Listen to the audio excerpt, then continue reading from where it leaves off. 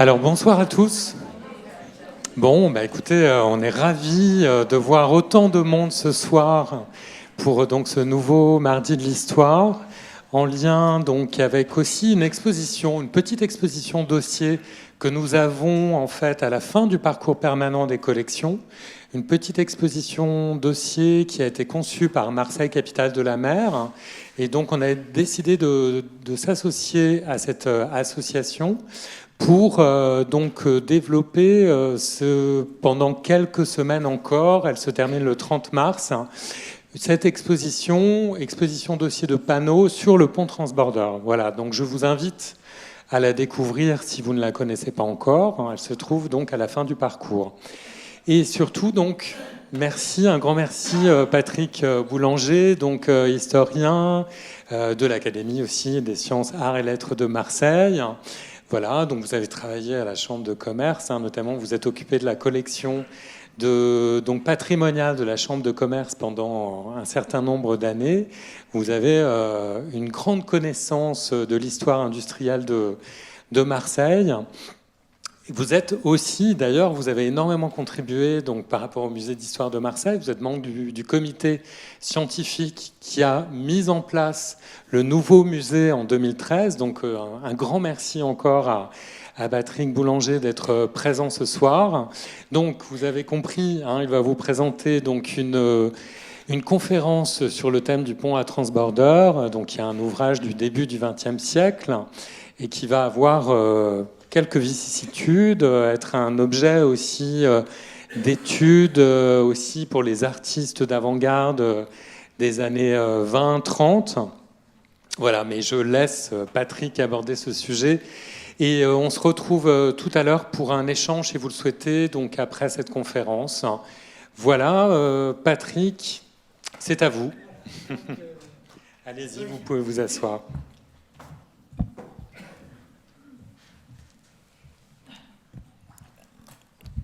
Je ne voudrais oublier personne. Est-ce que vous m'entendez bien? Oui. Je ne voudrais oublier personne. C'est pour ça que j'ai un regard sur tout le monde. En l'absence de Fabrice Denise, le directeur de ce superbe musée, je vous dirai pourquoi j'y suis très attaché. Donc, je me permets de saluer au fil de mes regards l'Académie de Marseille, mes collègues et confrères, Madame la Présidente, des architectes. Il y a aussi là-haut, je vois bien Patrick Fancelot, le président, que dis-je, le président de l'association Marseille Capitale de la Mer, qui est à l'origine de l'exposition, qui me vaut le plaisir de me retrouver ce soir en ces lieux qui me sont chers. Je vous dirai pourquoi, et cette histoire, elle continue. Pour moi, c'est une partie de ma vie qui se trouve, pas dans cette salle noire, mais dans tout ce qui est exposé, tout ce qui est présent. Et puis, parler finalement d'un mythe, comme vous l'aviez superbement intitulé dans cette exposition de dossier, un mythe dont on a pour beaucoup le regret et on rêve, pour certains, de le voir reconstitué d'une façon ou d'une autre. C'est pour ça que je salue les architectes ici présents dans cette salle et d'autres historiens qui arrivent. Je suis heureux de voir des historiens parce que le travail que j'ai fait, ce n'est pas un travail de compilation. C'est fait d'après des archives, c'est fait d'après des plans, c'est bourlinguer, aller voir le regard des autres, à Paris en particulier, et puis après comparer, parler, faire parler les gens. Et si nous en avons le temps, je terminerai par un florilège, parce que cette aventure, je parle d'une aventure pour moi avec le pont à Transborder, m'a permis de rencontrer des personnes vivantes, mais parfois malheureusement disparues. Et j'ai pris leurs témoignages. Je les ai rencontrés, je les ai interviewés ou ils m'ont envoyé leurs souvenirs. Et à la fin, je vous donnerai 4 courts témoignages parce que ce sont des personnes qui ont foulé ce fameux pont et leurs émotions, on va les retrouver. Et ça, l'historien peut difficilement le faire. Alors je regarde si je n'ai oublié personne. Et puis naturellement, j'allais oublier Catherine Roux, qui sans elle ne nous permettrait pas d'avoir une telle qualité d'image et de son. Tout à l'heure, je vous disais que pour moi, le musée d'histoire, c'est un lieu qui m'est cher.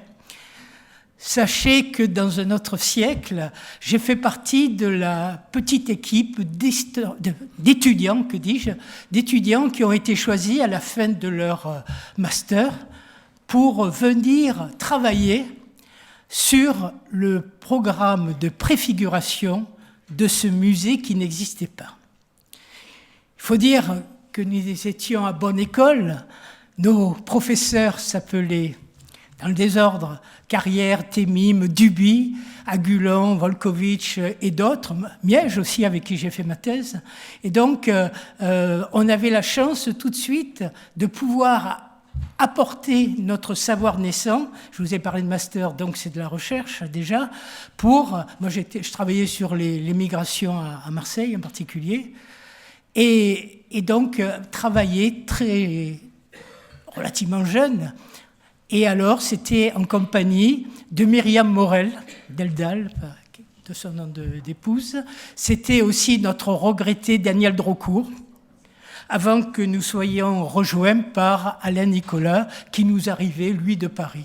Et donc, cette petite équipe d'étudiants, avec quelques professeurs, des mentors comme Daniel Drocourt, spécialiste en architecture s'il en est, ont travaillé sur une réalité de Marseille, depuis la plus lointaine Antiquité jusqu'à nos jours. J'ai oublié de le dire, et Jérôme ne l'a pas fait malheureusement, c'est qu'actuellement, je suis le directeur de la revue culturelle Marseille. Et avec ce souci de transmission, je suis heureux, par exemple ce matin, je corrigeais des articles de jeunes thésards. Et quand je vois leurs articles, je vois des choses qui ne vont pas, je les ai appelés, j'ai eu tout de suite la réponse, naturellement, dans le sens où je le souhaitais.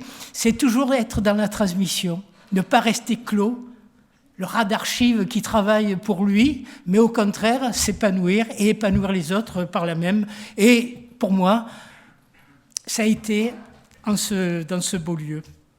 Et puis, quelques décennies plus tard, comme Jérôme l'a dit, devenu conservateur d'archives, de bibliothèques et de musées, je fais partie d'une seconde séquence de vie de ce musée. Ce musée, en 2013, et là il faut le souligner, lui aussi ça fera partie de ces personnages que l'on a tendance à oublier, le rôle joué par Frédéric Mitterrand, alors ministre de la Culture, pour développer ce musée. À l'époque, on ne voyait que le MUSEM, auquel j'ai été très attaché, j'ai fait des expositions là-bas, mais Frédéric Mitterrand, qui connaissait bien Marseille, a été très attentif au développement de ce musée, où là encore, avec des professeurs, avec des personnalités de Marseille, on a pu œuvrer avec les gens du musée, et gens au sens noble du terme, avec une majuscule, pour faire le meilleur et vous donner le meilleur.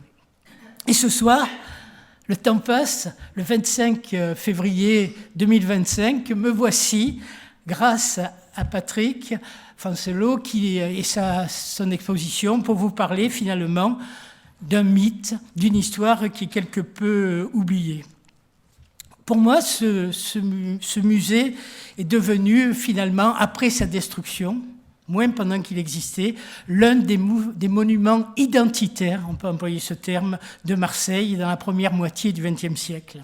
Celui qu'on appelait, alors c'est pour ça, celui qu'on appelait à Marseille le pont de Trans, en coupant son nom, le pont de transborder, toujours pour simplifier, familiariser, ou alors le transborder, alors que le transborder s'appliquait uniquement à la petite nacelle que vous voyez sur cette photo entre les pylônes, et que moi, puriste, historien, continue d'appeler le pont à transborder, lorsque souvent mes sources m'obligent à dire le pont transborder, le pont trans.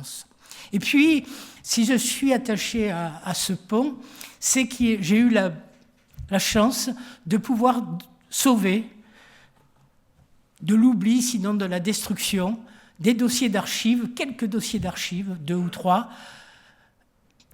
qui montraient la vie réelle du pont à transborder. Ces dossiers, je m'en souviens, poussiéreux, jaunis, on les trouvait où ? Dans l'un des hangars du de ce qu'on appelle aujourd'hui le grand port maritime Marseille-Fos, et qu'à l'époque, on appelait le port autonome de Marseille. Et ces archives, maintenant, si vous voulez les consulter, il y a beaucoup de statistiques, c'est énorme pour l'historien. Il y a des plans, des cartes, elles sont conservées dans les archives de la Chambre de commerce et d'industrie ex-Marseille-Provence, pour sa nouvelle appellation du XXIe siècle. Mais rappelons que cette Chambre de commerce, c'est la première, la plus ancienne au monde, fondée en 1599 et qui ensuite a eu un développement jusqu'à s'occuper du port. Et ce qui explique, c'est que les archives du pont à transborder, une fois qu'il a fermé pendant la Grande Guerre, se soient retrouvées finalement dans les hangars et l'outillage dont s'occupait la Chambre de commerce, entre autres. Alors on va changer de...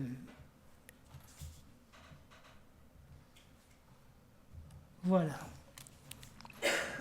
Donc ce soir, j'évoquerai plus particulièrement son constructeur, Ferdinand Arnaudin, l'inventeur de ce type de pont métallique que le temps passant, les Marseillais et les Marseillaises ont oublié, pour ne pas dire complètement oublié, sauf vous qui êtes venus finalement en quelque sorte le célébrer, le rappeler. J'ai vérifié, à ce jour, Ferdinand Arnaudin, l'ingénieur du pont transborder, n'a été l'héritier que d'une impasse. Une impasse, j'insiste bien, à Marseille. Point de boulevard, point d'artère, point de place, même pas un rond-point comme certains. Une impasse, et ça veut dire beaucoup. Pour moi, en tout cas. Alors que son chef-d'œuvre est resté longtemps. Pour tous ceux qui venaient à Marseille, on l'appelait comme ceci, la porte de France. On disait même l'arc de triomphe des Marseillais. Et puis, tous ceux qui passaient par Marseille, qui était alors un port mondial. Je travaille sur la Chine. Quand les Chinois venaient, pas Mao Tse-tung, les autres, venaient à Marseille, la première terre, la première ville qu'ils voyaient en Europe, c'était Marseille, et ça restait gravé à jamais dans leur inconscient. Donc, remontons le temps et revenons sur cette impressionnante construction de Ferdinand Arnaudin.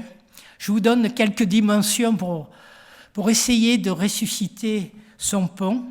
Longueur 240 mètres, hauteur des pylônes 86 mètres, distance entre les pylônes 165 mètres.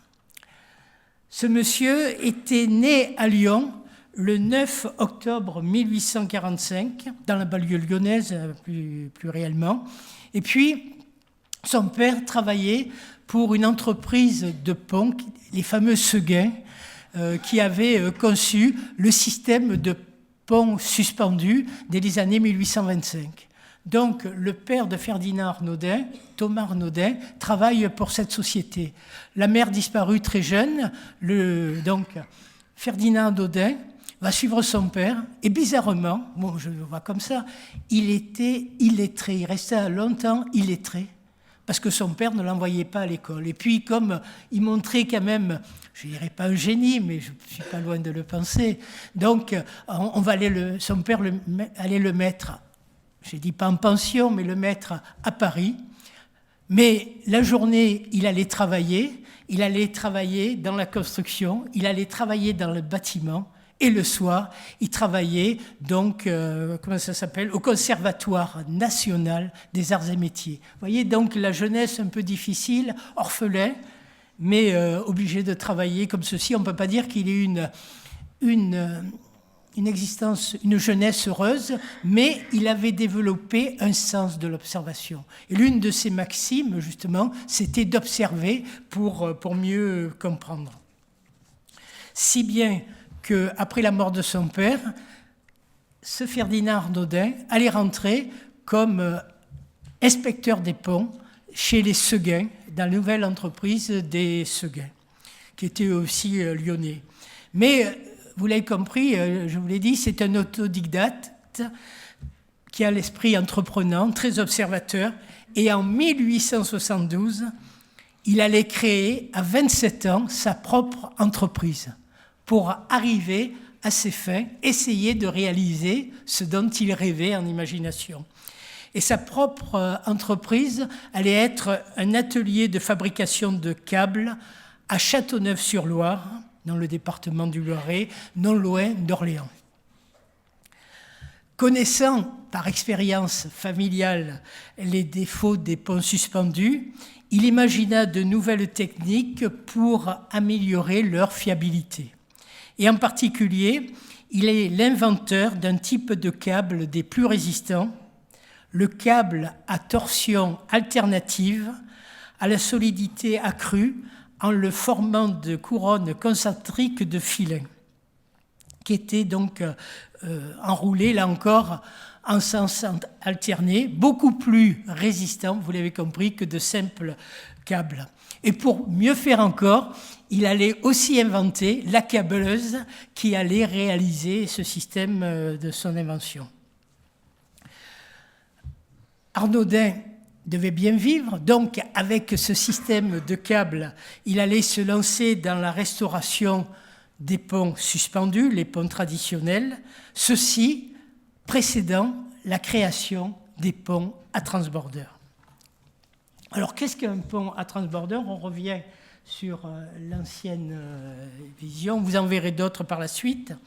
Donc ce sont des ensembles métalliques comportant une nacelle circulant au-dessus d'une voie maritime ou fluviale, reliée à un chariot de roulement que l'on voit une masse sombre sous le tablier du pont, qui se déplaçait donc d'un pylône à l'autre et dont Arnaudin déposa le brevet en 1887.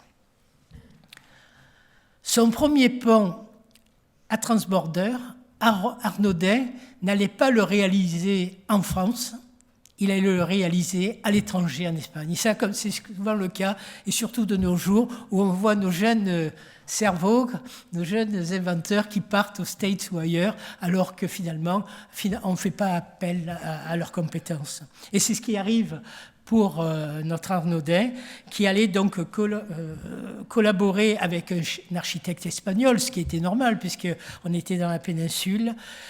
Et donc, pour un pont à transbordeur de son invention, les travaux débutant en 1890 et étant inaugurés en 1893. Mais sans attendre de nouvelles commandes, Arnaudin, je vous ai dit que c'est un observateur, allait entreprendre un tour de France et voir les lieux qui seraient les plus appropriés pour y créer son système de pont à transbordeur. Je vais changer. Donc, il va faire un tour de France et il arrive à Marseille en 1894. Et là, il voit dans le vieux port un exceptionnel pont à y construire. Cette fois, il n'y a pas de fleuve, il n'y a pas de canal à traverser. Il s'agit avant tout de faciliter les liaisons entre le sud et le nord de la cité, ou inversement, suivant les responsabilités ou les fonctions des uns des autres. Or, pour gagner les bassins de la Joliette et d'Arenc, comme pour atteindre les usines et les négoces d'Andoum et des Catalans, il fallait contourner ce qu'on appelait le plan d'eau du Lacidon, long de 890 mètres, large de 290. En unissant le quai de la Tourette au boulevard du Pharaon, son pont, le pont d'Arnaudin, désengorgerait le quai devant la mairie, dont vous avez là un aspect qui montre bien la situation, mais aussi ceux de la Fraternité, on ne parlait pas encore des quais des Belges, et ceux de Riveneuve.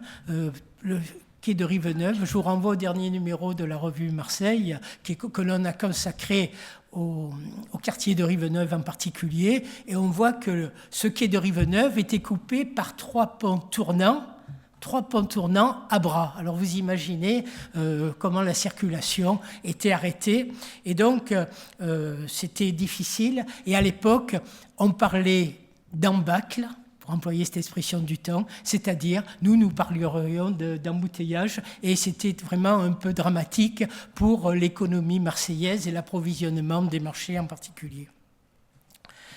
Donc, je ne parlerai pas des ferryboats, ou si peu.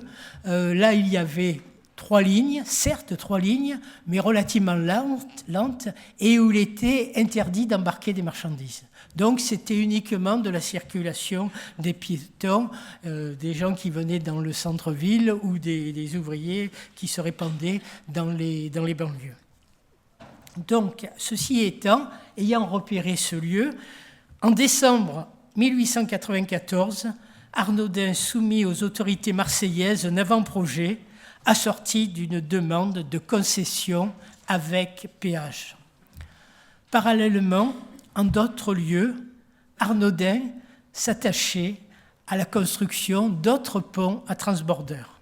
Alors, le premier qu'il construira véritablement sera en Tunisie, sous domination française, et c'est le ministère de la Marine qui lui passera la commande pour un pont à transbordeur long de 145 mètres devant être édifié sur le canal d'accès au port militaire de Bizerte, sur le canal donnant sur le lac de Bizerte. Pendant ce temps-là, Arnaudin travaillait aussi à un pont à Rouen, au-dessus de la Seine, dont il fut déclaré concessionnaire par un décret présidentiel du 13 octobre 1896, présidentiel du président de la République française. Ce fut son premier pont sur le territoire national français. Et puis, en 1898, la concession de notre pont lui fut attribuée par un autre décret présidentiel, cette fois à Nantes, sur la Loire. Le 27 juin 1899, je vous donne les dates parce que ça permet de voir l'évolution dans le temps et parler finalement, enfin, in fine, du pont à transbordeur de Marseille.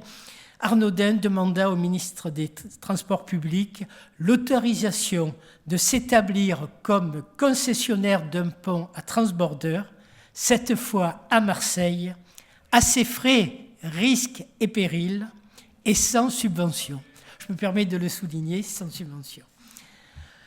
Pour se rémunérer de ses engagements financiers et amortissement des dépenses engagées, vous verrez la somme qu'il engagera, Arnaudin sollicita la jouissance gratuite des emplacements qu'occuperait le futur ouvrage, d'autant qu'il était entièrement construit sur le domaine public maritime et assorti, pour se rembourser en quelque peu, d'une concession de péage de 75 ans.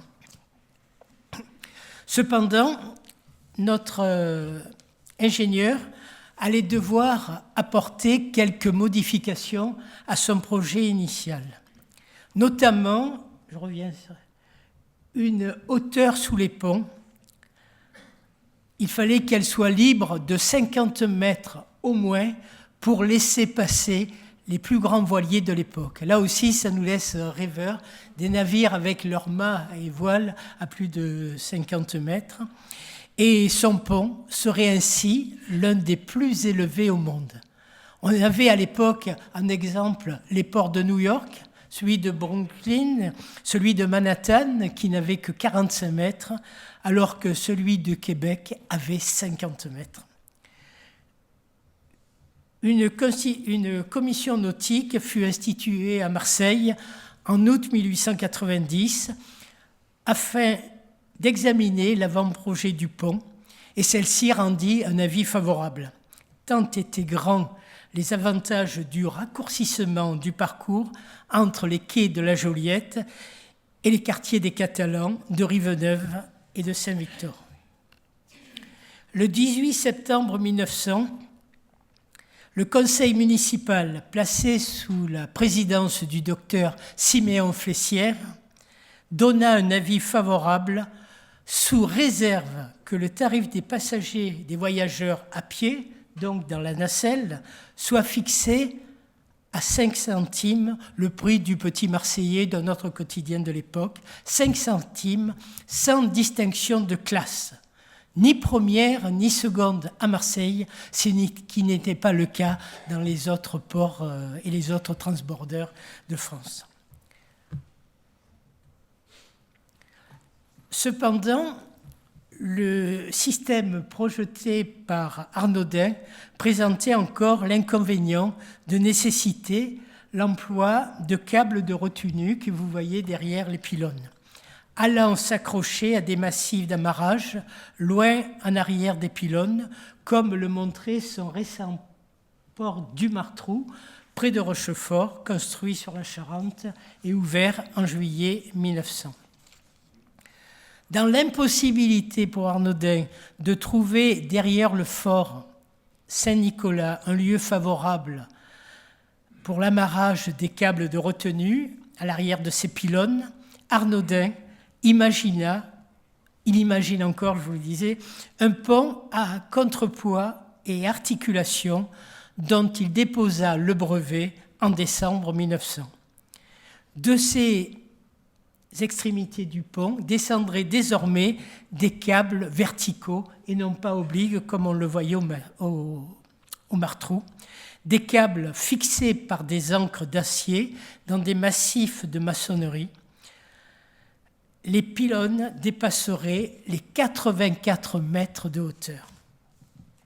La mairie donna alors un avis favorable et enfin, 2 ans s'étaient passés, le 8 mars 1902, le président de la République, Émile Loubet, décréta d'utilité publique l'édification d'un pont à transbordeur pour la traversée du port vieux, comme on le disait à l'époque, non pas le vieux port, mais le port vieux, selon l'expression du temps.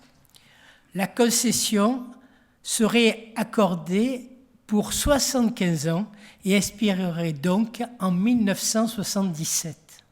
1977, je me permets d'insister. Ce pont serait construit et entretenu sur les fonds propres de la société Arnaudin, moyennant, comme on l'a vu, la perception de droits de passage, tant sur la nacelle que pour monter ensuite aux étages. Les travaux débutèrent en février 1904. L'équipe de construction avait été principalement recrutée parmi les ouvriers de l'entreprise qui avaient été précédemment employés sur le pont de Nantes, mais aussi sur celui du Martrou, donc des spécialistes, des gens avec expérience. Pour mémoire, le pont de Nantes fut inauguré en octobre 1903 et comme je l'ai marqué pour m'en souvenir, que de chemin parcouru depuis les premiers repérages en 1894.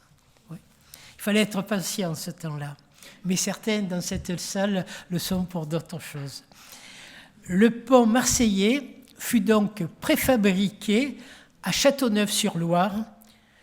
Les fils d'acier provenant des tréfileries de Châtillon et Commentry, l'acier laminé pour les pylônes et le tablier, des forges du Creusot, mais ce fut les établissements Arnaudin qui réalisèrent les câbles. Alors ceci, c'est important, j'en reviens donc à ce personnage, je me suis trompé, excusez-moi, fascinant. Là, il allait finalement développer une autre façon de travailler visant à assembler et à produire dans ses usines et non sur le chantier de l'ouvrage à réaliser, ceci pour permettre de tester en amont les différentes parties du pont, éviter de fausses manœuvres et gagner du temps au montage, ce qu'il allait réaliser. Ensuite, les poutres, les câbles, les rivets, grillages et outils furent expédiés par chemin de fer vers la gare Saint-Charles avant d'être transférés par des chariots hippomobiles jusqu'au Vieux-Port, de part et d'autre du Vieux-Port, donc vous l'avez vu, près du Fort Saint-Jean et près du Fort Saint-Nicolas. Et puis ensuite, ce fut un véritable puzzle et les ouvriers et contremaître d'Arnaudin de reconstituer ce pont comme il exista, je le fais une parenthèse, dans les années 40 ou même avant, un puzzle qui représentait, un mécano qui représentait le pont à transbordeur. J'espère que dans la salle, certains d'entre vous ont hérité ça de leurs parents. Donc, à Marseille, vous imaginez, avec les dimensions que je vous donnais, pareille construction n'allait pas tarder à susciter un vif débat d'opinion qui allait se retrouver dans la presse. Je vous épargnerai ce que j'ai pu lire, mais pour résumer, pouvait-on ainsi transformer l'ancienne physionomie de la Calanque du Lacidon? On revenait toujours à l'Antiquité, à nos phocéens. J'ai horreur, entre parenthèses, de l'appellation de port phocéenne, de ville phocéenne pour Marseille. Elle mérite mieux que Massalia, elle a bien plus évolué que Massilia. Bref, les sentiments divergeaient. Pour nombre de Marseillais, donc, le pont risquait de gâcher la perspective du vieux port vu de la Canebière ou vu de la Rade. Il allait naturellement écraser de sa superbe, de son métal, les forts historiques de Saint-Jean et de Saint-Nicolas. Les travaux n'en commencèrent pas moins en février 1904 et durèrent 19 mois. Une partie de l'opinion continua d'afficher son rejet de l'architecture démesurée. En revanche, la construction fascinait les spécialistes de la mécanique et les fervents du modernisme. À leurs yeux, aux yeux de ces derniers, le pont à transbordeur serait l'une des merveilles de la technique française. Il fut pourtant démoli en son temps. Le 23 décembre 1905, le pont fut inauguré officiellement en présence des autorités municipales et départementales. Il avait coûté à Ferdinand Arnaudin 1,5 million de francs or, pas pris sur la cassette, sur celle de l'entreprise, sans qu'il eût besoin de faire appel à la ville ou au département. Dès l'ouverture, ce fut un grand succès public. Du 24 au 31 décembre 1905, la nacelle transborda 68 000 personnes. Vous avez vu, du 24 décembre au 31, et 249 voitures. Quand je dis voitures, c'est surtout hippomobile, pas à moteur. 7 200 courageux tentèrent la montée par les escaliers jusqu'au tablier que vous voyez là. Durant le mois de janvier 1906, ce fut 129 000 piétons, on appelait ça les piétons, ceux qui empruntaient la nacelle, 1100 véhicules et 5680 ascensionnistes, c'était aussi l'appellation de l'époque, qui furent comptabilisés. Un beau succès public. Les chiffres de fréquentation augmentèrent durant le cours de l'année 1906. Vous avez là une carte qui témoigne du succès de la première exposition coloniale de 1906, justement. Et là, on avait besoin de montrer sa fierté d'avoir pu aller au Parc Chanot, rencontrer toutes ces constructions qui montraient un empire colonial en gestation. Et donc, pour en revenir au pont d'Arnaudin, les chiffres pour l'année 1906 dépassent le million, 1 120 000 passagers payants et 18 000 véhicules sur la nacelle. 29 000 personnes, j'allais dire seulement, avaient été tentées par une promenade sur le tablier pour des visions que l'on trouvait inédites sur le site, les bassins, et puis la rade, et puis sans parler de la ville, la vieille ville en particulier, d'où l'on plongeait par les regards. On peut comprendre pareil engouement. Après la tour Eiffel parisienne, il s'agissait des constructions les plus hautes d'Europe. La passerelle du tablier, comme je vous l'avais dit, se trouvait à 50 mètres d'altitude, 52 mètres. Et pour les plus téméraires, on pouvait ensuite rejoindre par un escalier hélicoïdal une plateforme à 74 mètres. Je vous la montrerai après, à 74 mètres. C'est dans le pilier sud. Nord plutôt, nord ce qui est là. Alors, revenons-en à cette passerelle. La nacelle était mue à l'électricité qui avait été prise sur le réseau de la compagnie des tramways marseillais. Elle circulait, comme vous le voyez, à l'électricité à 2,20 mètres, là où il y a les pieds de celui qu'on appelait le Wattman, avant que j'ai oublié de le dire, du contrôleur qui était là. Le Wattman, il est plutôt derrière le petit pavillon, dessus ou derrière. Et donc, cette passerelle, cette nacelle, mesurait 10 mètres sur 12, donc 120 mètres carrés. Et elle pouvait emporter 300 piétons, 300, et s'il y avait des véhicules, on tombait à 150 passagers. Et puis, vous voyez un filet métallique au-dessus. Eh bien, il était destiné à protéger les passagers en cas de chute tombée du tablier. C'était arrivé dans d'autres ports, dans d'autres ponts à transbordeur, dans d'autres ports aussi, ou alors d'un corps, car on pouvait craindre des suicides, et il y en eut en effet à partir de ce pont à transbordeur. Le but premier du transbordeur était de décongestionner, donc par une nouvelle voie, le centre-ville d'une partie des charrois qui l'encombraient. Souvenez-vous de la carte postale en couleur du début. Il fallait éviter le cheminement sur les 2 kilomètres séparant le fort Saint-Jean du bassin de carénage ou du fort Saint-Nicolas via le quai de la Fraternité. On comptait environ 250 traversées de la nacelle par jour. Avec elle, chaque voyage d'une rive à l'autre s'effectuait en 1 minute et demie par temps calme, en 2 minutes et demie par grand vent. Parfois, elle était obligée, j'en ai eu des exemples, de s'arrêter lorsque c'était pratiquement la tempête. Les départs d'un même quai avaient lieu en moyenne toutes les 8 minutes d'intervalle, 8 minutes. Outre le transport d'une rive à l'autre, le tablier offrait à l'altitude de 50 mètres un panorama exceptionnel, à couper le souffle, un bon bol d'air assuré, comme on pouvait le lire dans les publicités, un bon bol d'air.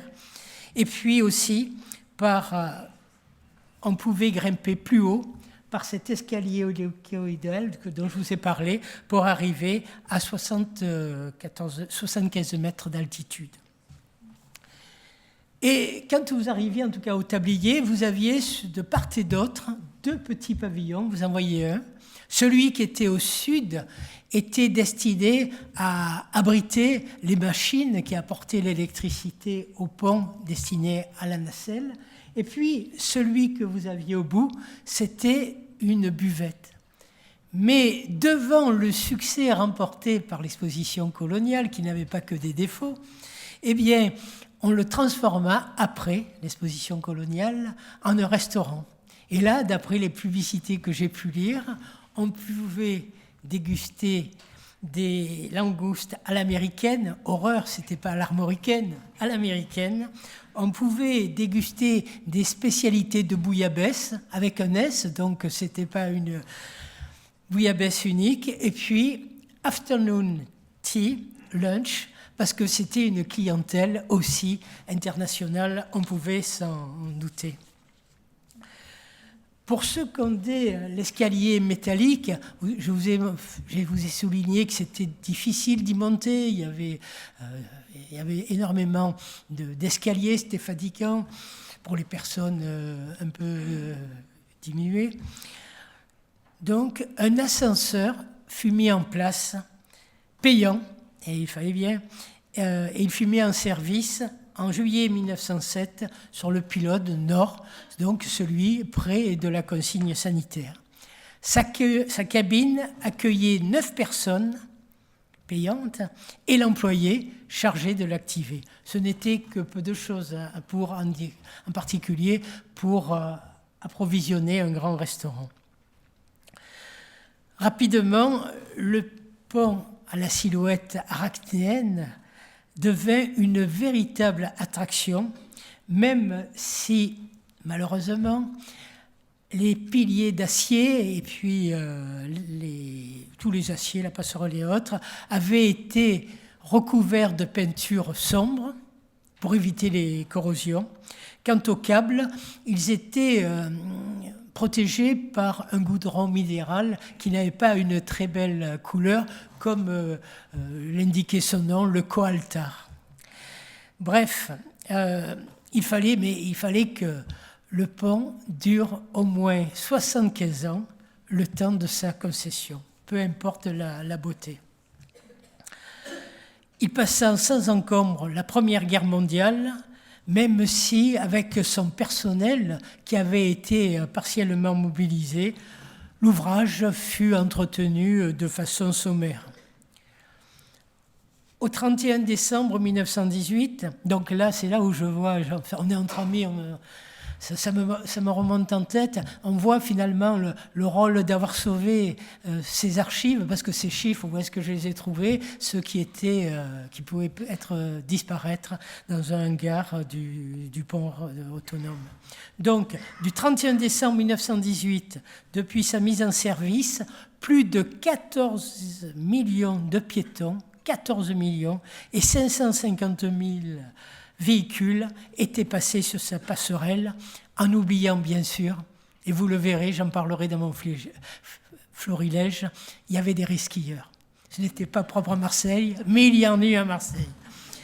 Malgré une circulation, là aussi, interrompue la nuit, le résultat de l'exploitation montrait combien le pont en transbordeur remplissait sa mission de faciliter les échanges urbains.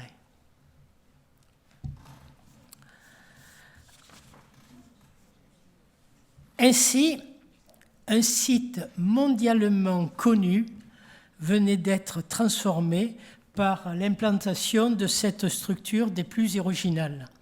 Sa silhouette, qui composait un jeu graphique original avec le paysage bâti et puis entre le ciel et la mer, attira nombre d'artistes enthousiastes frappés par son modernisme. Certains s'essayèrent, j'allais penser, s'amusèrent à le représenter avant même qu'il ne soit terminé, tel Louis-Mathieu Verdillan, c'est pas ce tableau-là, qui lui était un familier du pont à transbordeur depuis ses premiers jours, si je peux dire, puisqu'il habitait rue Fort-Notre-Dame. Donc il avait vu ce port. On le retrouvera souvent représenté par Verdillan et même à l'Opéra de Marseille, à l'intérieur pour sa fameuse vue de 14 juillet. Tandis que d'autres l'oubliaient volontairement, tel Valère Bernard, qui l'omettait et qui était tellement fidèle au passé, mais intelligemment par la suite, Valère Bernard fera des gravures où on trouvera plutôt le pont transbordeur. Parmi mes préférés, je citerai David Elpian et Charles Camouin dans l'immédiate après-guerre.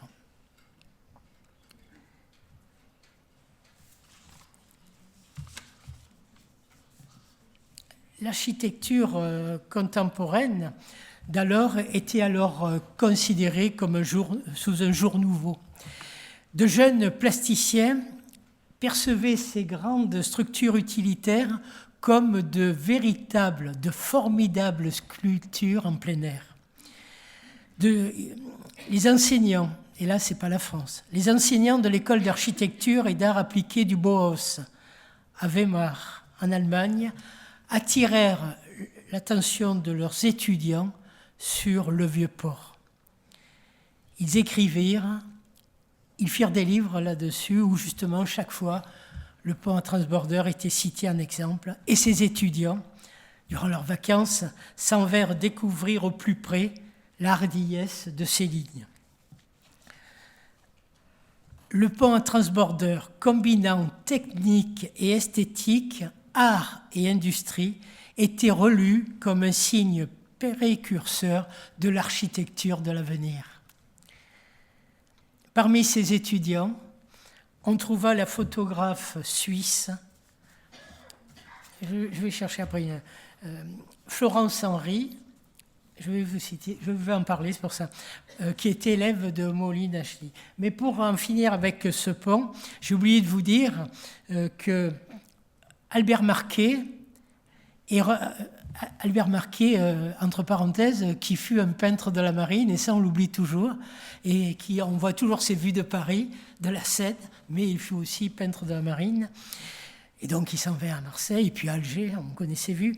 Albert Marquet et Raoul Dufy placèrent quant à eux leurs chevalets dans les chambres de l'hôtel Beauvau. Et de là, Dufy disait qu'il entrait dans le vieux port comme dans une cathédrale.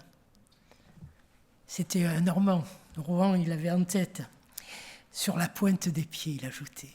Il rentrait dans le vieux port comme dans une cathédrale sur la pointe des pieds. Mais revenons à Florence Henry, une Suissesse, et puis qui fut, comme je vous l'ai dit, élève du Tchèque Moline-Nagy. Vous voyez qu'on est loin finalement d'une image rétrécie d'une école provençale de peinture. On allait beaucoup plus loin.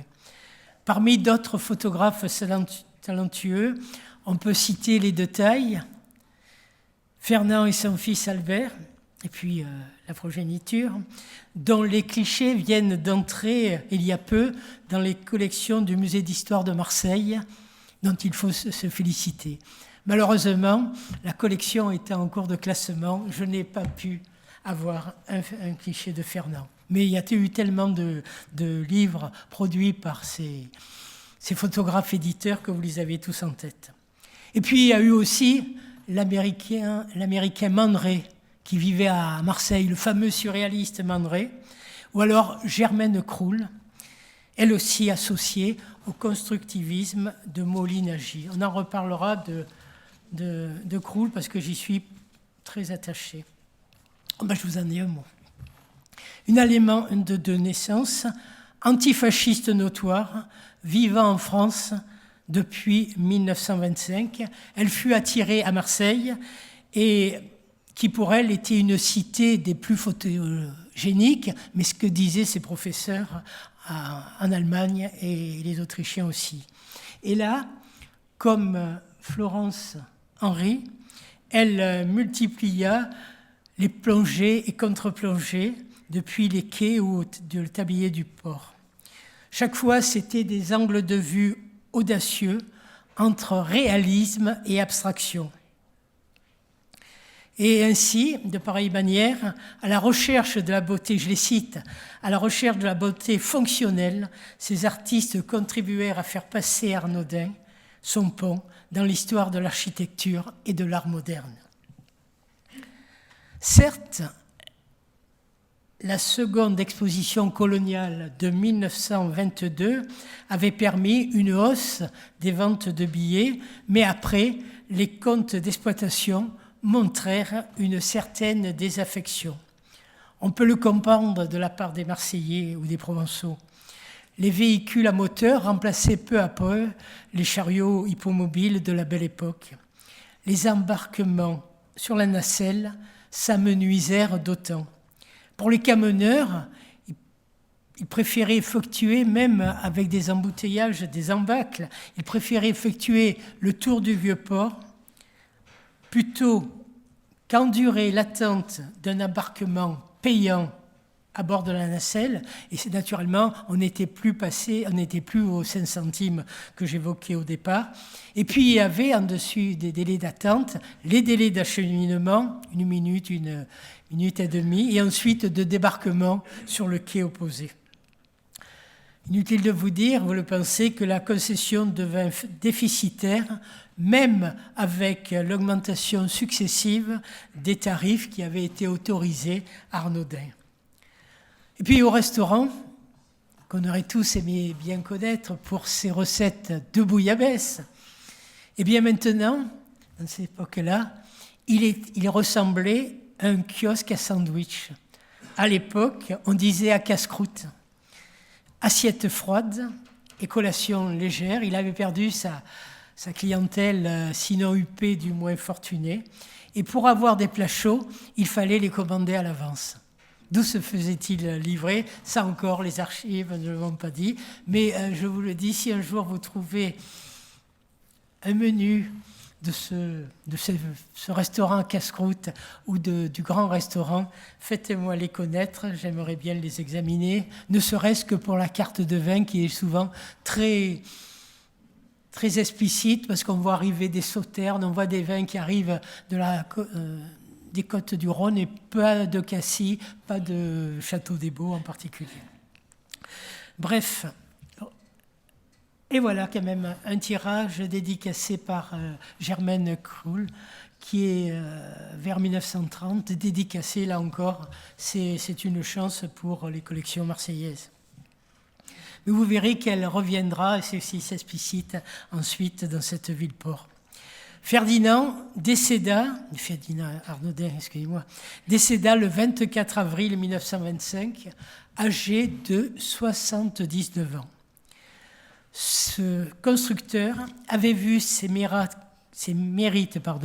reconnus par son élévation au grade de chevalier de l'ordre d'Isabelle de la Catholique en Espagne, d'officier de la Légion d'honneur en France, de commenteur du Nichtem Iftikhar tunisien. Ses travaux lui avaient valu de multiples récompenses: le Grand Prix à l'Exposition universelle de Paris 1900, le prix de la Société des ingénieurs civils, la médaille d'or de la Société d'encouragement pour l'industrie nationale. Comme vous le voyez, ce n'était pas n'importe qui. Arnaudin, fort heureusement, ne vit pas le nombre de piétons fondre au fil des années, passant sous la barre du million, par exemple en 1935, même si Marcel Pagnol, avec la voix d'Escartefigue, avait rappelé dans sa trilogie que le transborder, c'est plus moderne que le ferry-boat. Disons encore quelques mots de Germaine Krull, si attachée à cette ville.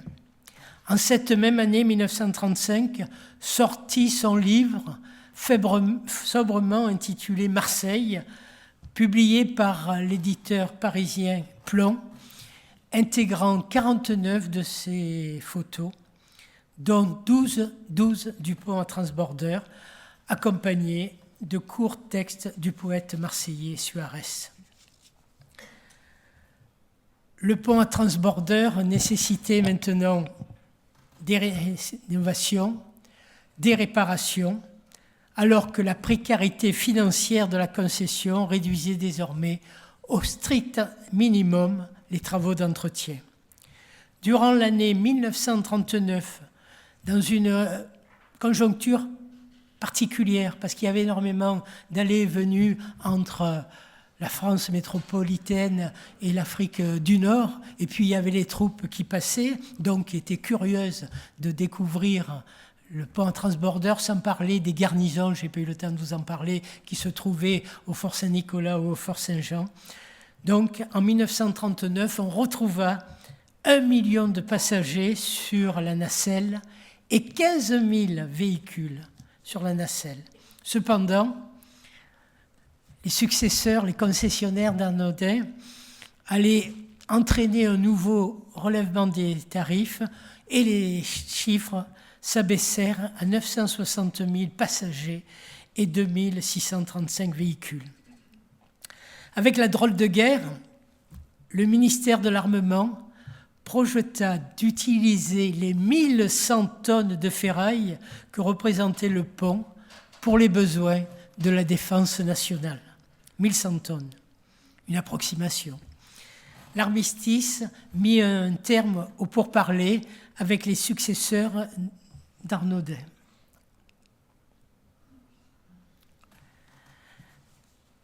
Parmi les artistes remarqués en ces lieux, outre Edmond Astruc, membre de l'Académie de Marseille, soulignons-le, citons Hans Bellmer, là aussi quelqu'un qui n'est pas considéré comme il le devrait l'être, se tenant du surréalisme, un art dégénéré selon les nazis. Et je vous conseille ce que je vais faire ce week-end, d'aller voir à Paris au musée Picasso l'exposition qui rassemble des toiles qui ont été présentées à Berlin aux fourreurs en les montrant comme dégénérées. Et d'autres, il y a des Matisse. Donc citons Hans Bellmer, se tenant du surréalisme, avant qu'il ne soit emprisonné à Marseille comme allemand et interné au camp d'Émile à Aix-en-Provence. Citons aussi Moïse Kissling, qui avait déménagé son atelier parisien au quai de Riveneuve. Les photos que je vous présente sont libre droit. Ça a été vu par le musée, donc j'ai les autorisations de reproduction sans problème. En tout cas, d'exposition à vos yeux. Germaine Krull, elle, donc cette allemande, se préparait à quitter la France métropolitaine via Marseille pour les Antilles et plus loin encore, vous le verrez. Malgré la pénurie de pellicules, elle ne put s'empêcher avant son départ je reviens sur elle, non c'est pas celle-là, de photographier, comme elle le savait si bien, de photographier à nouveau le pont à transbordeur. Le trafic que celui-ci, on peut revenir dans son intégrité à la peinture d'Astruc, diminua encore avec l'arrivée des troupes allemandes en novembre 1942 qui entraîna l'arrêt des trafics maritimes commerciaux dans le port marseillais, dans le port marchand, dont naturellement le pont à transbordeur était l'héritier. Le 5 avril 1943, citons le nom de cette personne, Jean Bichelonne, secrétaire d'État à la production industrielle, donna son accord à un projet de réquisition et de démolition du pont, dans les conditions prévues par la loi de septembre 1942 sur la mobilisation des métaux ferreux.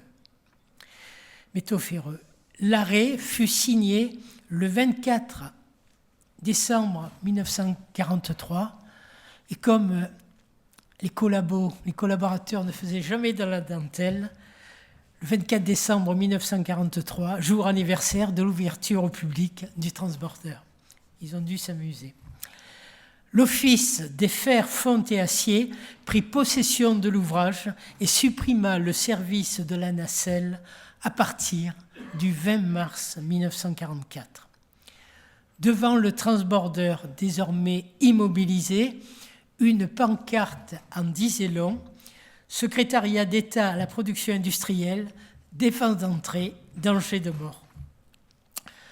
En fait, de la démolition du pont, ce ne fut pas les autorités françaises qui s'en chargèrent, mais ce fut l'armée allemande, durant la bataille de Marseille en août 1944, afin d'obstruer la passe face aux marines alliées qui approchaient. Le 27 août 1944, par insuffisance des charges de chédid ou dans la précipitation des artificiers, sous le feu des Marseillais résistants, ou résistants de la dernière heure, mais qu'importe, sous le feu aussi des Marseillais, seuls les pylônes nord et une partie du tablier s'abattirent dans les eaux et ne purent empêcher ensuite le débarquement des barges américaines et plus tard le passage des paisibles barquettes marseillaises comme vous le voyez dans cette publication de septembre 1944, qui n'est pas marseillaise, mais qui est lyonnaise. Edmond de Charleroux, de l'Académie Goncourt, m'a confié en son temps qu'appartenant à une génération pour qui le pont transbordeur faisait partie intégrante du paysage du Vieux-Port, elle avait appris les malheurs qu'il subit comme des atteintes personnelles. Et d'ajouter, la disparition de cette grande équerre tordue dans le ciel de Marseille m'a paru comme un outrage à les mémoires de ces lieux. En somme, j'ai réagi, Edmond de Charleroux, avec autant de rage qu'une Parisienne apprenant qu'on venait de lui voler la Tour Eiffel. Durant un an, ce fut un index crochu qui témoigna, index crochu gigantesque, c'est du boulanger qui vous parle, le pylône sud et une partie du tablier conçu par Arnaudin, semblant condamner la folie destructrice des hommes engagés dans une guerre mondiale. Le mythe du pont transbordeur se développa plus encore, élément patrimonial trop tôt disparu. Germaine Croul, elle, retrouva Marseille. Après l'avoir quitté sur un cargo vieillissant qui s'appelait le Capitaine Le Merle, en compagnie d'autres artistes surréalistes, dont Breton. En mars 1941, elle rejoigna via l'Amérique du Sud Brazzaville. Voyez le détour ? Et à Brazzaville, elle créa le service photographique de la France libre. Devenue correspondante de guerre, elle ne pouvait pas rester planquée à Brazzaville. Elle fit la campagne d'Italie, puis vint faire celle de France. Bloquée un temps en Italie, elle rejoint l'armée américaine, les détachements français. Elle reste à Marseille, elle va à la préfecture, et puis elle va sur le Vieux-Port naturellement. Et là, ayant trouvé avant Marseille défigurée, ce pont qu'elle avait photographié sous tous les angles, elle le trouva gisant à moitié dans la passe. Et à l'instar d'Edmond de Charleroux, nous imaginons quels furent ses sentiments face à pareille ignominie.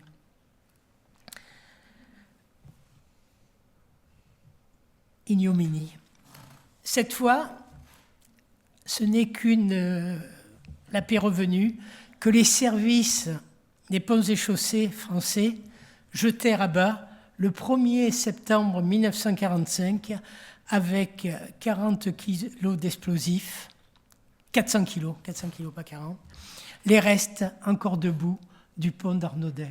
J'étais un peu vague parce que cette photo qui est tirée d'une reproduction que j'ai pu acquérir n'a pas la qualité naturellement du document qui est conservé dans les collections du musée d'histoire, mais le temps me manquait de faire venir toute cette belle collection dans ce PowerPoint.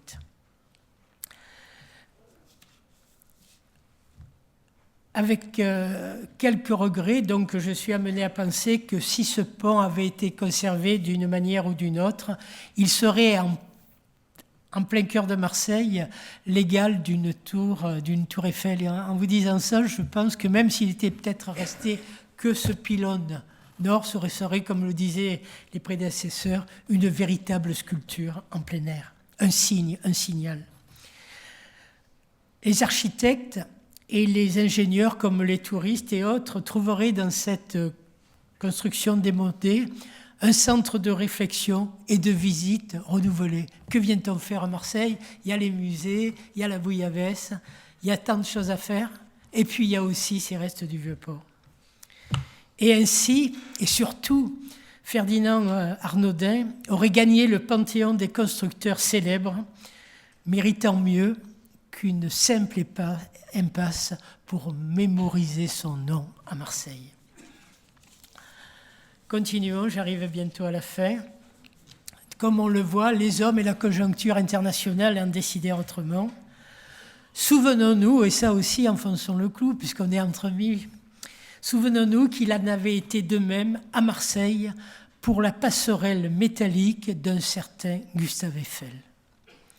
Longue de 80 mètres, posée en 1891 en liaison avec les ascenseurs montant à Notre-Dame de la Garde et qui fut détruite en 1974. 1974, à Marseille. À Marseille. Alors je suis là aussi encore attaché. J'aime pas beaucoup Gustave Eiffel, à différence d'autres, comme Arnaudin, parce qu'il était mouillé dans le pont, dans le scandale du canal de Panama. Il a fait de la prison, mais ça on l'oublie, on le commémore. Si vous voulez retrouver donc l'histoire de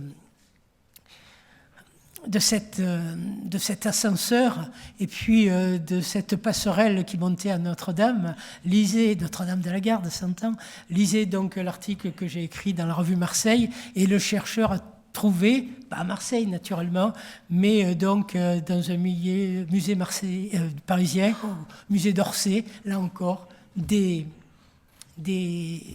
témoignages originaux qui ne figuraient nulle part, tout comme j'en finirai là, pour mon amie Germaine Kroul, que je n'ai jamais connue. Je trouvais un manuscrit inédit d'elle, un tapuscrit d'un de ses articles au départ de Marseille, pour suivre l'armée, et elle raconte finalement sa remontée de la vallée du Rhône, et vous le trouvez dans un cahier spécial de la revue Marseille. Comme quoi, on arrive à ramener cet article inédit, je l'ai trouvé à Paris, naturellement.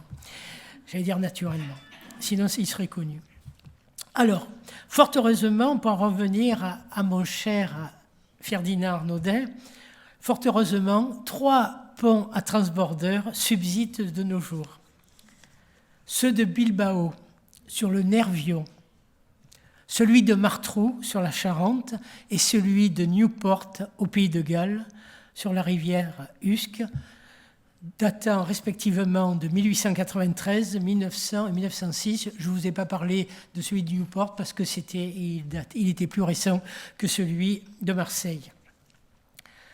Celui de Bilbao a été classé par l'UNESCO au patrimoine mondial de l'humanité en 2006. Le pont du Martrou, vous le connaissez sans y être peut-être allé, il est entré dans la légende cinématographique avec le tournage durant l'été 1966 du film musical de Jacques Demy, Les Demoiselles de Rochefort, avant d'être classé monument historique en 1976. Ça me vient là aussi en tête. Demy voulait peindre en rose ce pont pour être mieux en adéquation avec sa comédie musicale. Et fort heureusement, là, la ville de Rochefort et les autorités empêchèrent finalement, même si Jacques Demy l'aurait remis dans ses couleurs originales, on refusait qu'on le plaigne en rose. Celui de Newport est toujours en activité, et si vous l'empruntez, il est gratuit. Je ne sais plus de nos jours, mais je vous le signale. Les autres ponts en transborder, citons-les Rouen, Brest, Nantes et Bordeaux, ont disparu depuis longtemps. Je ne parle pas de celui que vous trouviez à Bizerte, parce qu'il avait été démonté par l'armée. Il n'était plus assez large pour accueillir les torpilleurs de la marine, et on avait voulu le reconstruire à Brest et à Bordeaux. Il y aura donc un embryon de pont, et jamais les autorités de la ville, du département s'attendirent pour le financer, ce qui fait que celui-ci ne fut jamais construit entièrement. L'histoire n'est pas à refaire, ni la grande ni la petite, mais comme vous le voyez, le pont à transborder de Marseille appartenait aux deux, à la grande et à la petite histoire. Et puis, depuis sa disparition, différents projets de reconstitution ou de remplacement ont surgi de l'imagination créative d'architectes ou de plasticiens, d'ingénieurs et de cabinets d'études. Ainsi, le regretté Marc Speg, que j'ai connu, qui était beaucoup plus jeune que moi, regretté, donc il a disparu, qui avait contacté avec Philippe Michel un projet festif pour rappeler le 50e anniversaire de la destruction du pont. Depuis, d'autres ont voulu rappeler, sinon refaire à l'identique, la création d'Arnaudin. Alors celle-ci, vous devez la connaître, vous l'avez vue. Pour le nouvel an 2001, passage dans le XXIe siècle, devant l'impossibilité de reconstruire le pont à transborder avec les normes de sécurité contemporaines et à un coût raisonnable, 2 grues aubanées, flèche à flèche, je fais le geste, rappelèrent la silhouette du grand disparu. Une silhouette fluctuante. Des féeries lumineuses se substituèrent à l'acier des poutrelles d'antan. Les moyens techniques mis en manœuvre par le scénographe que vous avez connu, Philippe Malta, qui a beaucoup œuvré à Marseille, permirent de réaliser des visions marquant le changement de siècle le soir du 31 décembre, terminant en beauté le cycle des festivités de la Fondation de Marseille. 26 siècles. Ces dernières, oui, maintenant nous sommes au 27e, et ça tout le monde l'oublie, on parle du 26e centenaire de la cité phocéenne, et ça continue. Ces dernières décennies, des architectes, des ingénieurs ont présenté de nouveaux projets de transborder ou de translateurs, nostalgie, rêve, fantasme ou réalité future. Il y eut ainsi à Marseille la passerelle de Corinne Vezzoni, qu'il est inutile de présenter dans cette salle.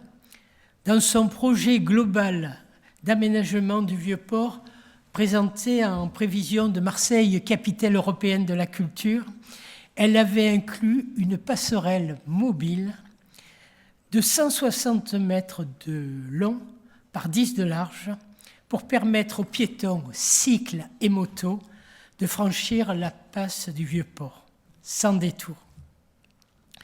Le projet d'une reconstitution du pont en transborder, revisité par l'architecte nantais Paul Poirier, mais en vain. Il avait imaginé, j'ai dit donc le nom de Nantes, il avait imaginé de construire un ouvrage de 230 mètres de long avec des pylônes culminant à 100 mètres, une promenade piétonne à 60 mètres, une nacelle commerciale pour transporter passagers et véhicules et naturellement, il était à bonne école à Nantes, un restaurant. Projet non avenu.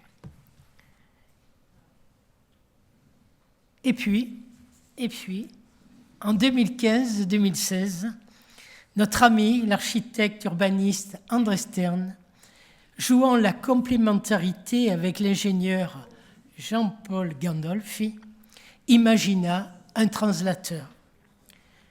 Non un pont, mais une tour équipée de 2 cabines placées en parallèle, recevant chacune 250 passagers pour un survol panoramique à 30 mètres au-dessus du plan d'eau. Avec un seul point porteur, conique, le translateur pourrait également accueillir une terrasse panoramique, un restaurant et des espaces dédiés à la culture et au fonctionnement de l'ouvrage. Le tirant d'air et non pas le tirant d'eau serait de 97 mètres sous les ailes galbées rappelant celles d'un gabion, disons le terme marseillais, d'un gabion, d'une envergure de 240 mètres. À la différence des 2 précédents, cet ambitieux projet n'est pas abandonné à ce jour. On n'a pas douté, nous en reparlerons, bientôt, n'est-ce pas André ? Et puis,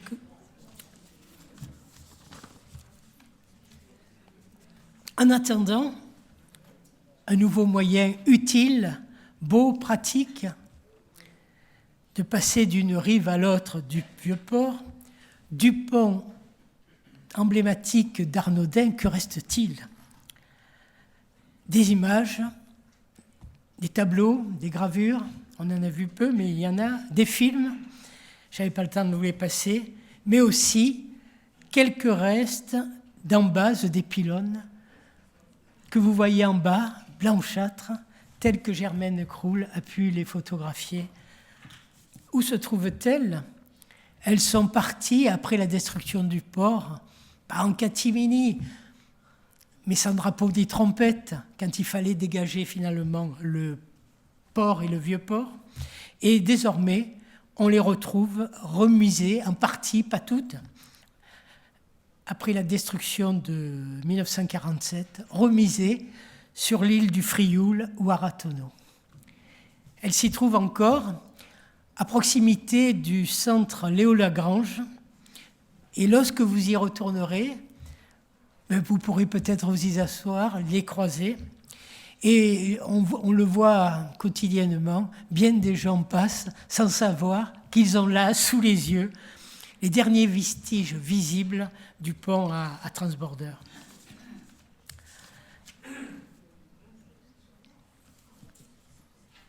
Pour terminer cette présentation, permettez-moi, je vous l'avais dit un peu, de vous présenter les témoignages de personnes ayant connu le pont, ayant emprunté sa nacelle ou sa passerelle, un florilège, en quelque sorte. Je serai très court, il y en aura 4. Ainsi, Paul Carpita, le réalisateur du film Le Rendez-vous des Quais, né à Marseille en 1922.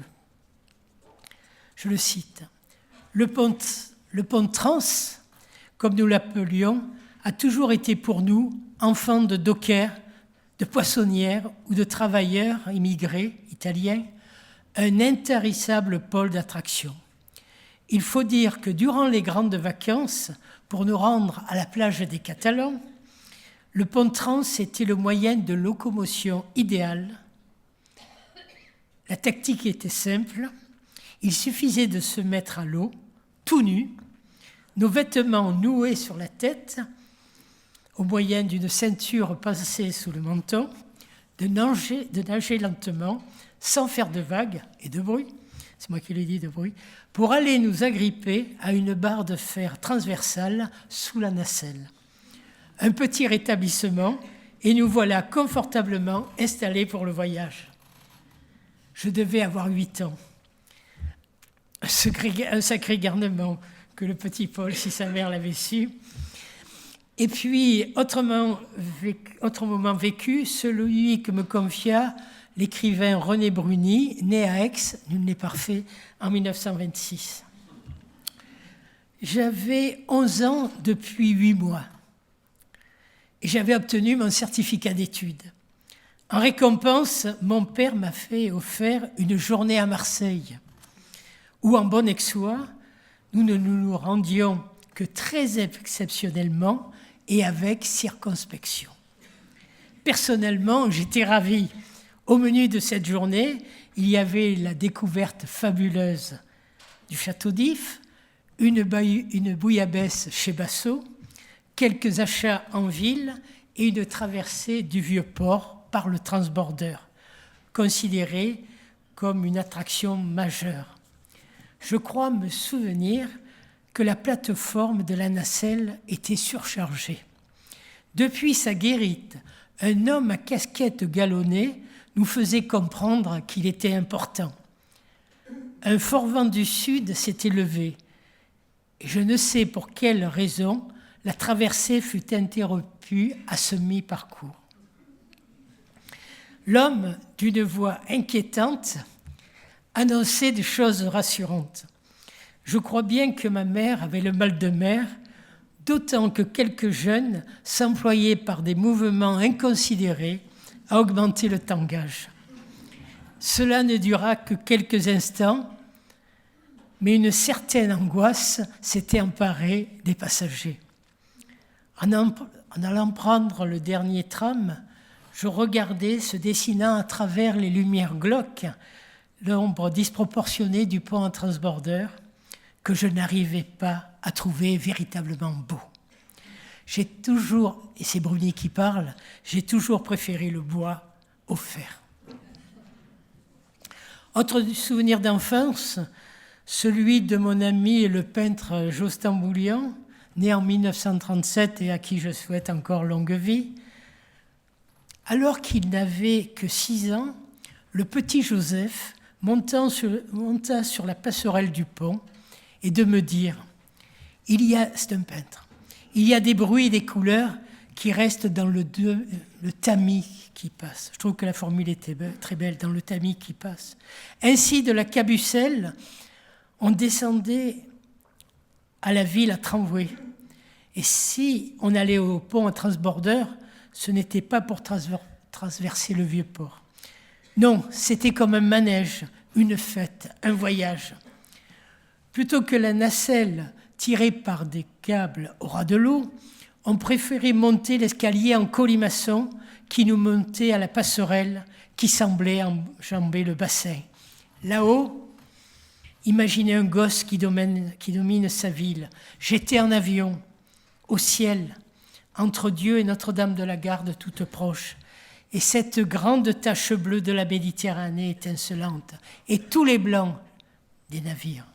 Ce n'était plus Marseille, je flottais au-dessus du monde, dans l'univers.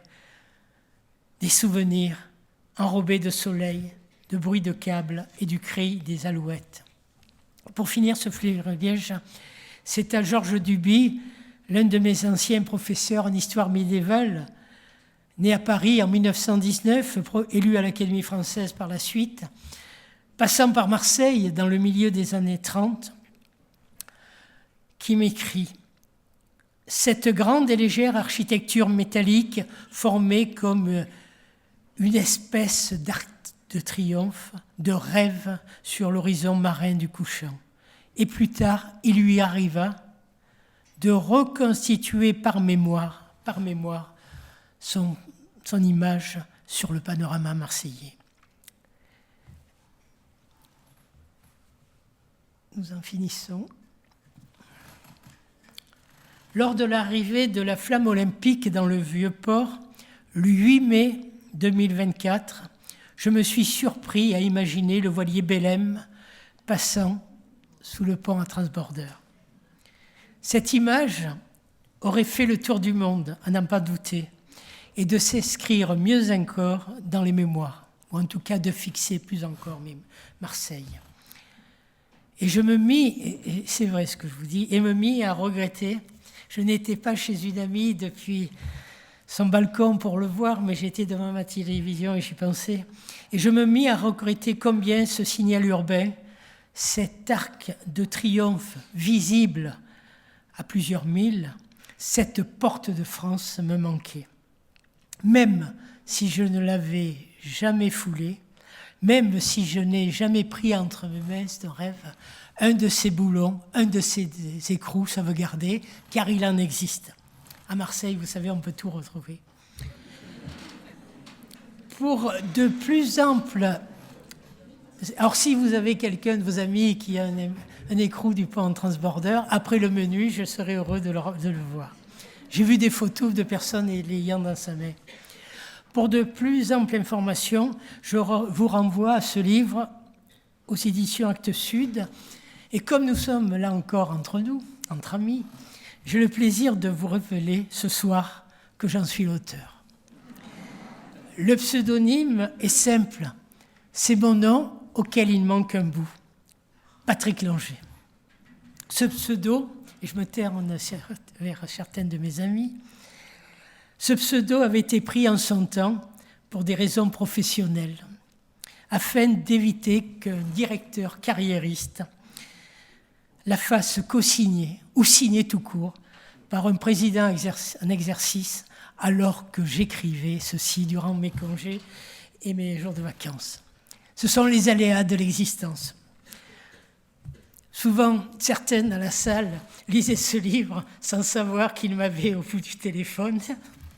Je vois l'autre Patrick au bout de la salle. Bon, je vous remercie sincèrement pour votre émotion. Je vous remercie sincèrement pour votre écoute. Merci encore. C'est moi qui vous applaudis.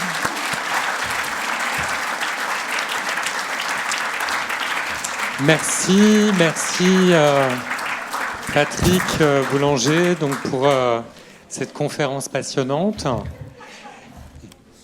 et assez émouvante en effet, moi je trouve en effet sur la disparition de cet ouvrage d'art absolument splendide. C'est très regrettable en effet. Est-ce qu'il y a des questions dans la salle, des interventions possibles? Oui. Bonsoir, merci. Ouais, vous entendez là? Oui. Oui. À propos des restes qui se trouvent au Frioul, moi je suis très curieuse de savoir qui a eu l'idée de les apporter là-bas. Enfin, l'idée et les moyens. Vous parlez des ambassades? Oui, les bases qui se trouvent au Frioul. Pour être simple, on le saura. Pour être simple, il faudrait retrouver, pour avoir pas être simple, c'est très difficile. Pour avoir une réponse, il faudrait fouiller dans des archives qui ont peut-être disparu. Comme je vous l'ai dit, il y avait énormément de décombres à Marseille. Il n'y avait pas uniquement ce vieux port qui avait souffert. Il y avait aussi les quais, les hangars. Il y avait donc toute la vieille ville. La partie de la vieille ville, une partie de ce qu'on appelle à tort le panier qui avait été mis à bas par les nazis et leurs collabos. Et donc, c'était très difficile. Donc, il y avait une certaine urgence. Il fallait nettoyer, comme je vous l'ai dit, le pont, ou je ne vous l'ai pas dit, le pont transborder, ce qu'il en reste, s'écroule presque sur le fort Saint-Nicolas. Donc il fallait faire du ferraillage, il fallait enlever, tout nettoyer pour aider l'armée alliée qui allait s'installer. Il faut savoir aussi, avoir en mémoire, que le débarquement s'est pas fait comme on a pu le croire ou l'écrire, certains ont pu les croire et l'écrire, par le vieux port. Parce qu'il était, il était réservé aux Liberty Ship, même pas à des plus petites embarcations. C'est près du Faro que l'armée américaine a pu débarquer vraiment et ensuite faire le tour du Vieux-Port pour gagner finalement le quai de la Fraternité bien nommé, le quai des Belges, et remonter. Donc on ne le sait jamais. C'est une question que je sais qui est pendante. En tout cas, on était dans la période de la reconstruction. Peut-être il y avait l'idée de les garder pour s'en resservir à quelque chose, on ne saura peut-être jamais. C'était des témoins, des déchets en quelque sorte, des débris, et on n'a pas consigné leur histoire. Ce n'était pas un tableau à restaurer, c'était des restes, et tout est parti, je ne sais moi-même pas où sont partis justement les éléments des poutrelles et autres aciers. Donc, on ne le saura jamais, mais souvent ces rencontres, en parlant aux uns et aux autres, à notre famille, on arrive à savoir certaines choses. Il faut beaucoup parler, transmettre. Alors, une peut-être deuxième intervention. Oui. Bonsoir. Moi, je n'ai pas compris la distinction que vous faisiez. Il me semble que quelque chose ne vous plaisait pas dans l'appellation cité phocéenne par rapport à Massalia et Massilia. Je n'ai pas compris ce... c'est-à-dire, vous avez d'abord la grecque et après la romaine. Oui, mais il m'a semblé comprendre... Justement, les personnes qui jonglent avec les siècles, avec les millénaires, parlent aussi bien de l'une et de l'autre, sans savoir que c'est Massalia qui a précédé Massilia. D'accord, bon, parce que vous parliez à ce moment-là de la cité phocéenne, et il m'a semblé que vous phocéenne, oui, fondée par Phocée, mais oui, d'accord. C'est juste l'appellation, c'est tout. Ça devient une expression sportive. Maintenant.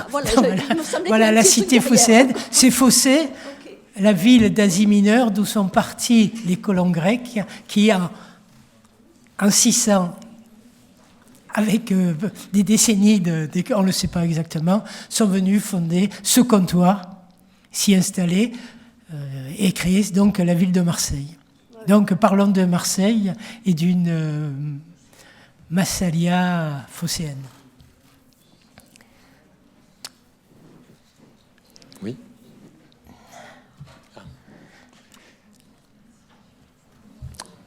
Pas d'autres questions? Ah, quand même. Bonsoir, merci beaucoup pour votre présentation, très documentée. Moi, j'avais une petite question. Quand vous parliez de transborder des véhicules, est-ce que c'était des véhicules qui transportaient des marchandises? Exactement. Et le bétail. Et le bétail. Et donc... Donc ça avait une fonction en fait commerciale pour pouvoir transborder des... On a pu garder, j'espère qu'il y en a une au musée d'histoire de Marseille, des affiches avec les tarifs. J'ai pu en sauver. Et justement, il y avait piéton, escalade, vous avez compris, ascension. Et puis, suivant la bête, vous en aviez une ou deux. Les moutons, vous payez en conséquence. Et puis, il y a eu, je ne sais pas si ça a été réalisé, je ne crois pas, mais il y avait même des troupeaux qui pouvaient y accéder. Je pense toujours à un possible saut dans le Vieux-Port. On aurait pu certes ceinturer, mais il y a eu des exemples où justement les bœufs ou les chevaux qui tractaient ces chariots, ces charrettes, prenaient peur et partaient. Et vous avez vu ce que c'était à l'époque. Je remets une autre gravure. Donc, passer dans l'eau, et certains étaient sauvés, certains étaient noyés. Donc, il y avait tous les animaux qui étaient vendus sur les marchés étaient susceptibles en petite quantité. Et quand vous achetiez des lapins, vous pouviez ne pas payer, certes. Mais il y avait la marchandise qui s'était considérée comme marchandise. Donc, ça s'ajoutait à votre billet de piéton. Donc, ça prenait du temps, je suis en train d'y penser, ça prenait du temps pour les embarquements. Une petite question de détail. Dans tous les chiffres que vous avez vus, ou que vous avez trouvés, est-ce que vous avez vu le poids maximum que pouvait transporter cette nacelle? Je l'ai lu, je l'ai là, mais je ne l'ai pas en tête. Non, je ne l'ai pas en tête. Là. Je vais vous dire une bêtise, non. Mais je ne suis pas un homme de chiffres. Veuillez m'excuser. Merci encore pour cette superbe conférence. Ce n'est pas vraiment une question, c'est une remarque qui me vient comme ça. J'avais trouvé il y a quelques années à la librairie de Notre-Dame de la Garde, à l'époque où elle était plus achalandée que maintenant, malheureusement, parce qu'il y a une restriction des publications qui est assez triste. Il y avait un bouquin qui s'appelait, je crois, 7 ascenseurs qui montaient à Notre-Dame de la Garde. Et la réflexion que je me faisais, c'est qu'il y a, c'est pas les mêmes architectes, etc., mais il y a une espèce de similitude dans ces grands ouvrages de la fin du 19e qui ont perduré dans la première moitié du 20e et qui toutes sont devenues soit obsolètes, soit non rentables. Enfin, l'ascenseur, lui, faisait un bruit énorme, donc je pense que les riverains devaient être moins contents que nous dans l'histoire, mais c'est stupéfiant ce que vous décrivez là. J'ai retrouvé un écho avec aussi l'ascenseur, le funiculaire, donc l'ascenseur de Notre-Dame de la Garde. Donc je vous renvoie à ces deux articles qui apparaissaient dans le numéro de la revue Marseille consacré justement à Notre-Dame de la Garde. Alors si vous faites cette réflexion, c'est normal, parce que vous trouvez à leur origine des entrepreneurs, des ingénieurs.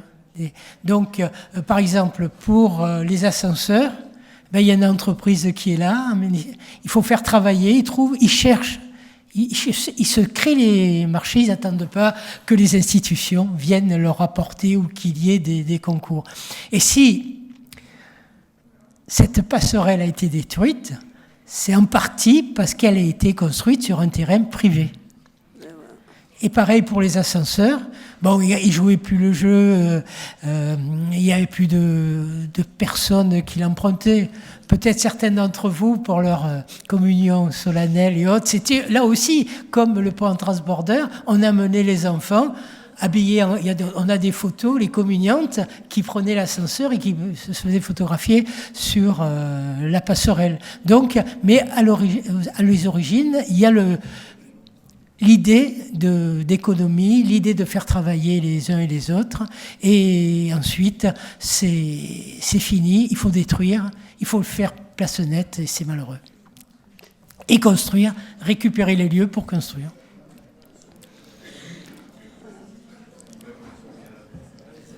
Merci de votre exposé.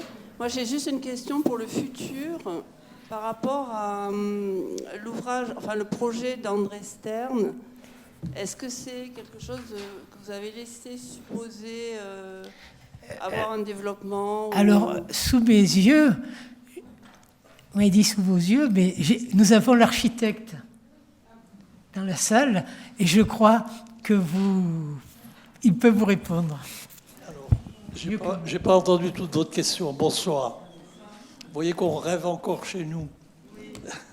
Je vous écoute. La question, c'est par rapport à ce projet qui est futuriste, par rapport à celui qui a existé, et qui était une allusion à l'existence de ce pont. Ben, je peux vous dire. Est-ce que c'est quelque chose qui est abandonné, quelque chose qui pourrait se développer? Madame, ce que je peux vous dire, c'est que c'est vivant. C'est déjà vivant en moi, mais c'est vivant, si vous voulez, aussi, je dirais, dans notre ville. Mais vous savez que c'est long. Il y a 10 ans que je travaille sur ça. Ce que vous avez vu, madame, ça a déjà 10 ans. Mais c'est passionnant et j'aime cette ville, comme vous tous. C'est une ville formidable qui remplit. Et puis, je peux vous dire une chose, parce que je suis un monsieur qui est né en 1938. Moi, je suis monté sur le pont transbordeur. J'ai monté le petit escalier. Et puis, mon papa m'avait dit, tu vas voir quelque chose que tu te souviendras toute ta vie. Je m'en souviens. Je vais vous le raconter. J'ai le temps, ça dure 3 minutes, mais je vais vous le raconter. Quand on est arrivé en haut, on a traversé le grand tablier que vous avez vu là-haut. Et d'un seul coup, ils ont fait une traversée du plancher suspendu. Et vous pensez bien qu'un bâtiment de cette hauteur, il s'est mis à bouger. Et moi, enfant, à l'âge que j'avais, j'oublierai jamais. C'est la peur de ma vie. Et quand on est arrivé, et j'ai hurlé depuis le début du pont, là-haut, jusqu'à la descente de l'autre côté des escaliers. Il y avait un attroupement au pied du transbordeur. Et il y avait des hommes qui sont arrivés en disant « Qu'est-ce que vous faites au petit ?» Du coup, je me suis arrêté de pleurer parce que j'ai compris ça. Qu'est-ce qu'il t'a fait, petit? Je lui ai dit « Il m'a rien fait, c'est mon papa. Attention, hein, s'il t'embête, tu nous le dis. » Et puis on est remonté, on habitait vers Vauban. On est remonté la rue Breteuil. J'ai pas dit un mot. Puis à la moitié, mon père m'a regardé. Et il m'a dit, tu m'as fait honte. J'ai dit, c'est pas possible. Je retrouve du pagnol. Si vous voulez. Voilà. Mais c'est du vécu. Bonsoir.